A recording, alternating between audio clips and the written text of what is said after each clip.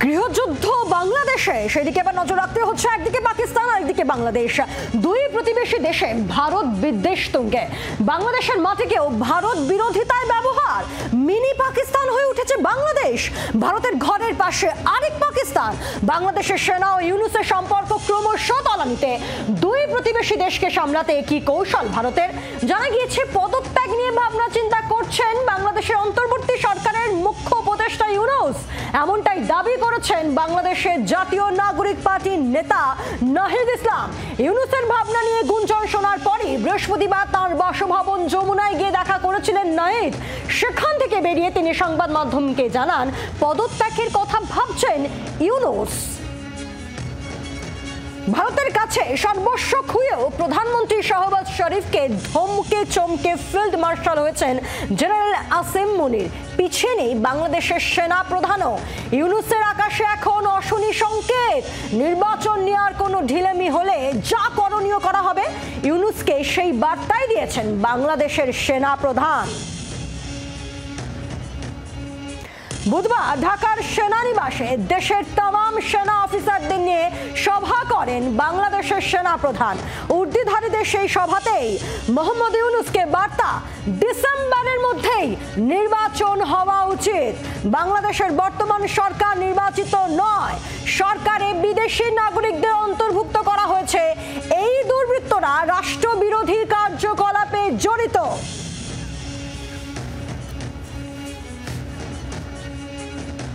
ইউনূস সরকারের উপদেষ্টার বক্তব্য শুনব।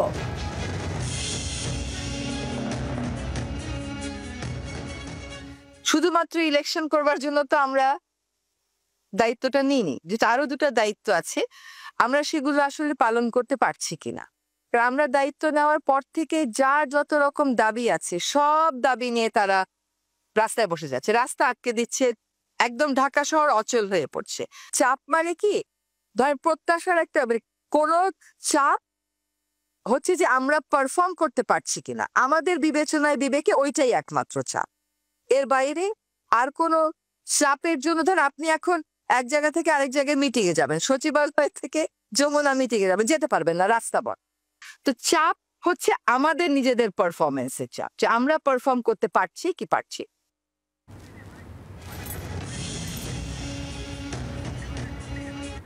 আন্তর্জাতিক সম্পর্ক বিশেষজ্ঞ দেবাশিস নন্দীর সঙ্গে আমরা কথা বলেছিলাম, তার বক্তব্য শুনব।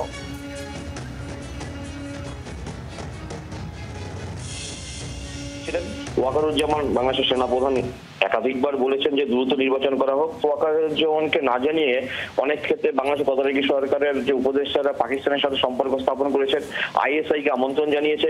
উপরন্তু মোহাম্মদ ইউনূসের সময় বাংলাদেশের যে আর্থিক প্রবৃদ্ধি হাফ নেমে গেছে, প্রায় 7 থেকে 3.5 নেমে এসেছে। পিছন যে বাণিজ্য নীতি বাংলাদেশ নিয়েছে, সেই বাণিজ্য নীতিও ভ্রান্ত এবং ক্রমাগত ভারত বিরোধিতার ফলে দেখা যাচ্ছে বাংলাদেশের যে আমদানি রপ্তানির ক্ষেত্রে প্রভাব পড়বে।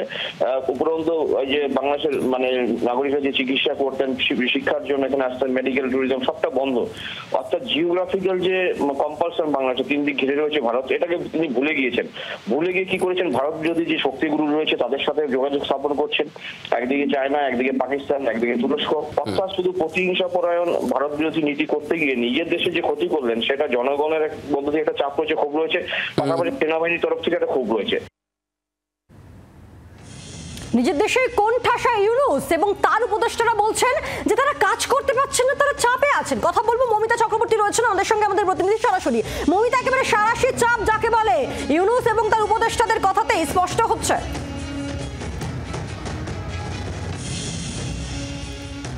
দেখো, অক্টোপাসের জালে এই মুহূর্তে জড়িয়ে রয়েছেন মোহাম্মদ ইউনূস এবং তার উপদেষ্টারা।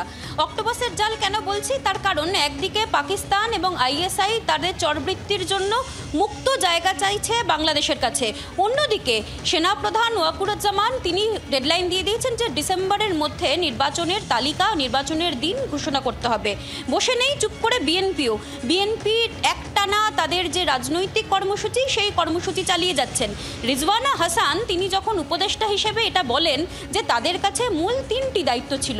3টি দায়িত্ব কি কি? একটি বিচার, একটি সংস্কার এবং একটি নির্বাচনের দিন ঘোষণা করা। কিন্তু শুধুমাত্র নির্বাচনের দিন ঘোষণা করা তাদের দায়িত্ব নয়, তারা পারফর্ম করতে পারছেন কিনা সেই নিয়ে তারা ভাবছেন, কারণ তারা কোথাও যেতে পারছেন না।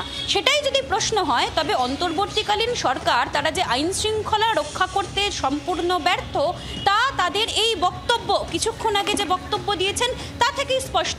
তার কারণ সামান্য যে বিদ্রোহ, বিক্ষোভ, বিপ্লব তারা সামাল দিতে পারছেন না, তারা নিজেরাই বলছেন তারা পথে আটকে যাচ্ছেন। সেখানে দেশের অন্তর্বর্তীকালীন যে শাসন ব্যবস্থা যাদের হাতে রয়েছে, সেই শাসন ব্যবস্থা তারা কি করে হাতে রাখেন সে নিয়ে প্রশ্ন তুলে সোচ্চার হয়েছে বাংলাদেশের সমস্ত রাজনৈতিক দল। ডিসেম্বর থেকে জুন মাসের সময়সীমার কথা বলছেন রিজওয়ানা হাসান, কিন্তু ডিসেম্বরের মধ্যেই নির্বাচনের দিন ঘোষণা করতে হবে তা ওয়াকুরুজ্জামানরা তারা স্মরণ করিয়ে দিয়েছেন। ডিসেম্বরের মধ্যে যদি মোহাম্মদ ইউনূস তারিখ যদি নির্বাচনের ঘোষণা না করতে পারেন, কারণ এখন যে পরিস্থিতি তৈরি হয়েছে বাংলাদেশে, তবে গৃহযুদ্ধ কিন্তু নিশ্চিত। বাংলার আওয়াজ, বাঙালির আবেগ, জি 24 ঘন্টা।